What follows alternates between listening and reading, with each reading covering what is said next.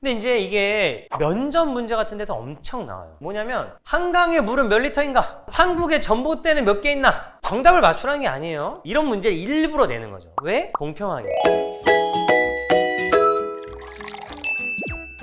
근데 이거 예를 들면 뭐 이거 며칠이나 걸릴까? 이거 비용 얼마나 들까? 생각했을 때 해보니까 대충 이 정도 들 것 같은데요 라고 나오는 게 어쨌든 근데 그거를 틀리면 나중에 이렇게 얘기하면 되잖아. 내가 그때 이렇게 가정을 했는데 알아보니까 그게 아니고 요만큼이어서 요만큼 수정이 필요할 것 같습니다. 얘기하면 되잖아요. 그 다음에 사람 몇 명이 필요하겠니? 모르겠으니까 많이 주세요가 아니고 여태까지 경험상 10% 마진 붙여서 20명 정도면 될 것 같습니다. 이렇게 이런 것들이 머릿속으로 빨리 돌아가는 사람하고 안 돌아가는 사람이 있어요. 근데 이제 어느 정도 훈련이 돼 실전에 써먹을 거 아니에요. 근데 이제 이게 면접 문제 같은 데서 엄청 나와요. 우리 부모님 세대에 이런 게 유행이었어요. 근데 요즘에 다시 나오기 시작했어요. 회사에서도 엄청 물어봅니다. 뭐냐면 한강의 물은 몇 리터인가? 삼국의 전봇대는 몇 개 있나?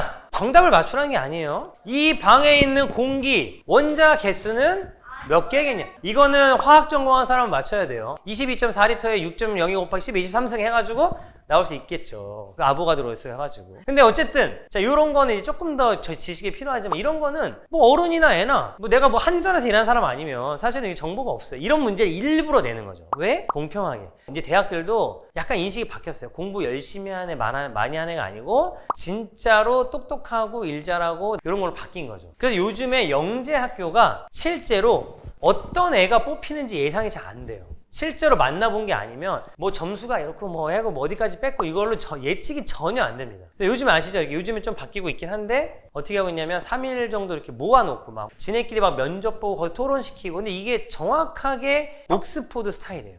옥스포드 알아? 한국 사람들은 일단 미국 대학이 최고인 줄 아는데 옥스포드, 캠브리지가 오히려 사람이 이렇게 뽑아요. 모아놓고 이렇게 면접하고 반응을 보면서 뽑는 거죠. 근데 우리나라는 이제 그걸 불공평하다, 불공정하다, 기준이 명확하지 않다라고 했는데 우리나라도 심지어 바뀌고 있다는 거죠. 이런 쪽으로. 근데 여기에서 만약 교수님하고 딱 면접을 했는데 이런 걸 딱 물어봤어요. 그랬더니 한 2만 리터 이러면 이제 그냥 아웃인 거죠. 정답을 맞췄어도. 그리고 여기서 반응 자체가 저도 애들한테 많이 물어보거든요. 우리 학교에 학생이 몇 명이냐 물어보면 이거를 제 의도를 맞춰가지고 어떻게 해서 한 학년에 몇 명이니까 뭐 이렇게 딱 맞춘 애가 있고 어떤 애들은 그거요 저거 알아요 저 선생님이 말해줬어요 1200명이에요 하면 그것도 솔직히 문제 해결 능력에서는 솔직히 아웃이에요. 문제를 파악을 못하는 거죠. 그래서 제가 오늘 말씀드리고 싶은 게 뭐냐면 방금 답이 틀렸어요. 근데 답이 틀린 이유가 있어요. 그러면 그 답이 틀렸던 이유를 수정하는 것도 제가 보기엔 엄청난 공부라 생각해요. 내가 왜 답이 오류가 났지? 이걸 이렇게 수정하면 되는구나. 방금 이제 말한 것들도 사실 답만 보면 몰라요. 뭐 많이 틀렸다. 근데 사실 보면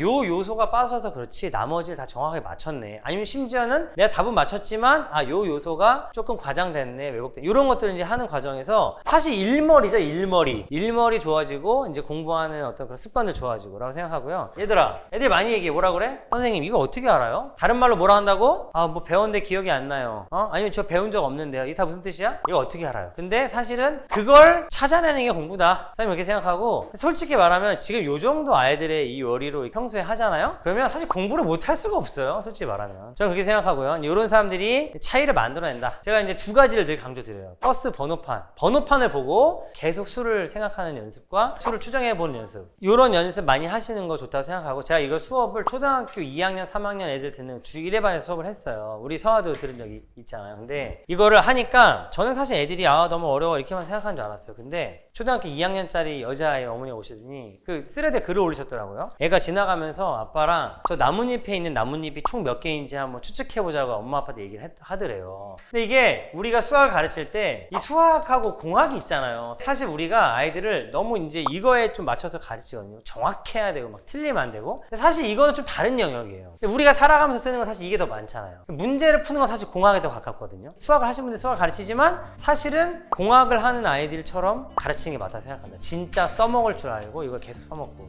그리고 내 오류를 수정할 줄 알고 그렇게 좀 했으면 좋겠다 생각이 들고